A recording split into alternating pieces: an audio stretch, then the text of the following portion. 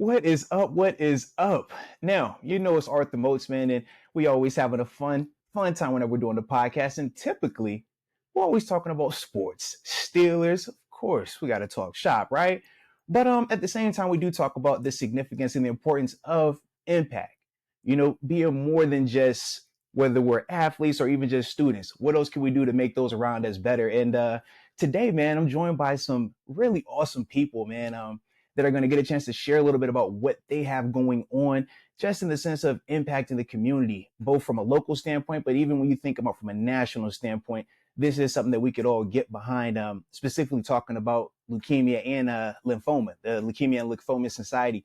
And when you're thinking about, both of those dynamics, obviously one of our former Pittsburgh Steelers, James Conner, we know he endured a bout with Hodgkin's lymphoma, and we've seen how he's been able to be successful going from his treatments to where he's at now. We talked Cam Hayward, just won Walter Payton Man of the Year for the NFL, right?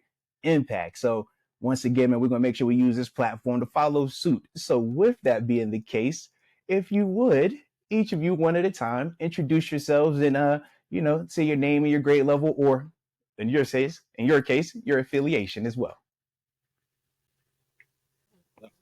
Tyler Shepis, senior at South Fayette. I'm Cameron Hodge. I'm a junior at South Fayette. My name is Erica Gribben. I am the campaign development manager for the Leukemia Lymphoma Society Students Visionaries of the Year campaign. Let's go. And that is a mouthful, but I love it. I love it. If you could, though, just talk a little bit about the Leukemia and Lymphoma Society and what it is that you all do.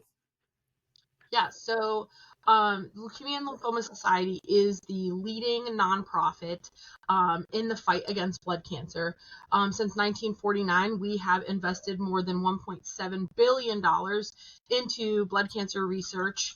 And of course, our mission is to cure leukemia, lymphoma, Hodgkin's disease, and myeloma while improving the quality of life of patients and their families. Mm-hmm. No, without a doubt. So definitely something that is needed in a major way, man, and something that affects a lot of people, unfortunately. But if you could, let's talk a little bit also about why this is specifically important to you all, Cameron and Tyler. I mean, specifically with you guys being on the call, what about Leukemia and Lymphoma Society is making this a personal thing for you all? Yeah, well, for me, last September, I was actually diagnosed with stage 3 Hodgkin's lymphoma. And so it all began back in April. I felt some lumps on the left side of my neck, right by my collarbone. And I originally was kind of unsure what it was, and we just monitored them for a couple of weeks. I went to the doctor and ended up getting a chest x-ray and some blood work. And everything came back pretty normal. I wasn't really too worried about it. So they did end up sending me to the oncology and hematology center at UPMC Children's Hospital, where I met with my oncologist. And he also said he thought that there was nothing too irregular. He said it wasn't the most normal case, but I still wasn't too worried. I met with him a couple times over the course of the summer. I continued to play baseball and lifeguard. Everything was pretty normal. The only real symptoms I had severe itchiness all over my feet and my legs. But at the end of August, he suggested just getting a biopsy to just take some of the lymph nodes out and just see what they were, and just get it over with. Just, no more questions, no more wondering. Right. And then on September 1st, I was just completely blindsided, and I had my parents tell me after school one day that I had Hodgkin's lymphoma, and it was, it was really unexpected. I felt healthy. I didn't feel like I was super sick. I didn't feel like I had cancer, and I was just distraught for the next couple of weeks. It was really hard. So they did do an amazing job down there at the hospital, and they got everything going really fast. Within 2 weeks, I had my Metaport surgery, so I got my Metaport placed in my chest. Yeah. And the same day, they sent me right up to floor 9 for my first round of chemo. And my chemo regimens were, I had one every 2 weeks. So every other Thursday, I would go in and I would receive intense chemo, and it would knock me out for probably 2 or 3 days. I was always sick. I had a terrible taste in my mouth, tired. As it went on, I just started to look, more and more sick, and that's kind of how I felt. It was exhausting, and it was hard to stay motivated for the next one, but I received an amazing amount of support from everyone in the community, especially in South Fayette, and it was just overwhelming, and it really helped drive me and, want to keep going and want to win. And just beat the horrible disease that I had. And so over the next 6 months, I received all my treatments. I had 12 of them in total. And then on March 2nd, I was declared cancer free. Let's go. Let's go. So today is actually 1 year ago today, I received my final chemo treatment. So I'm kind of celebrating that. I love that. Just happy Hey, man, we celebrating it with you then, man. You know that. Let's go. Heck yeah. So yeah, I've been yeah. doing much, much better. And while I was getting my treatments, I actually started to read James Conner's book, Fear is a Choice. Yeah. And he inspired me because, I'm such a big Steeler fan. And with him playing for the Steelers, he was someone that I looked up to in a time of need. And I really related to him. And he was just someone I wanted to be like. He has that competitive nature that I feel like I have too. So I feel like that really helped me out a lot. So no, without a doubt, man. That's awesome. I love to hear that. Mm-hmm. Oh no, continue. I didn't mean to cut you off. I'm sorry. No, you're fine. But whenever the opportunity rolled around again for us to do LLS, I knew I had to jump on that immediately. Yeah. We had the grand finale event last year. That Cameron was on the team last year, but I couldn't be on the team because I was doing my treatments. And she invited me to the grand finale event. And there we were talking like, we should make the team next year. We should be the team leaders. And I was on board immediately, and I knew we should totally do it. And I love that. What our goal really is, we want to end cancer for good. We want to make sure we can help as many people as possible, because what I went through, I know it's a lot of suffering, it's a lot of agony, and I hate to see anyone else have to go through that. So I just want to make sure that we can help as many people as possible. And even if they have something like this, make their journey as easy as possible. Yeah. No, without a doubt. Now, we did hear you talk a little bit about, your overall goal is to, like you said, man, end this, right? So that way nobody else ever has to endure, these type of cancers, these type of treatments in general.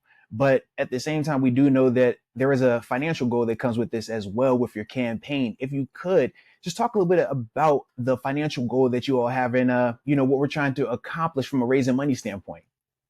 Yeah, so actually last year I was a team member on this team. And last year our goal was to raise $50,000. And I think we raised around $52,000.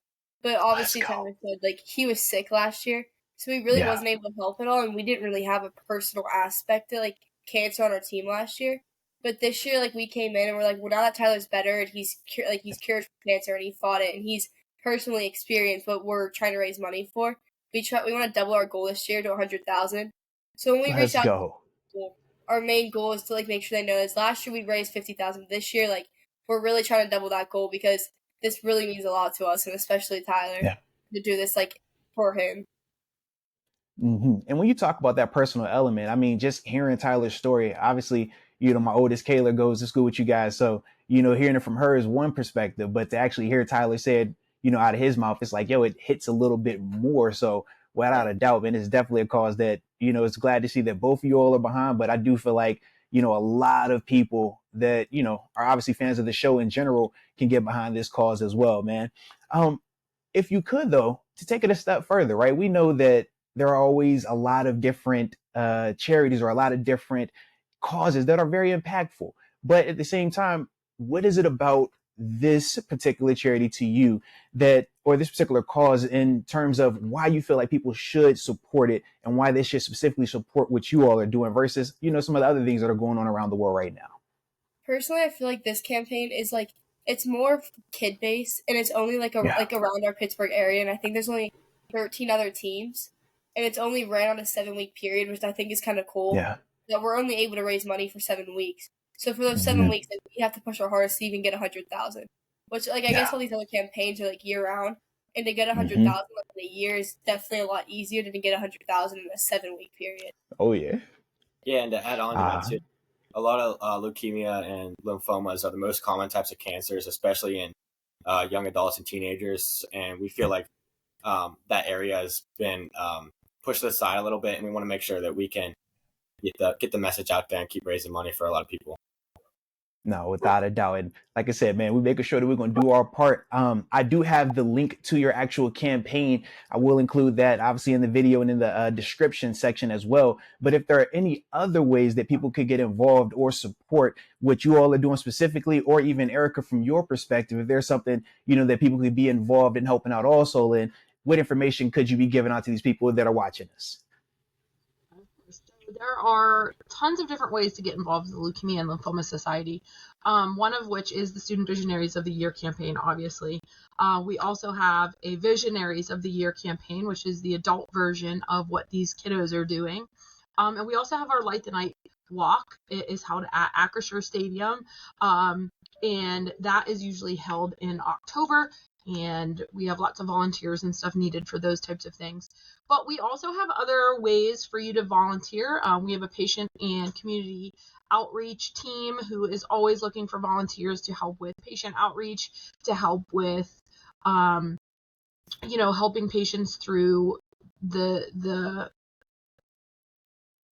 difficulties of navigating what it is that they're going through.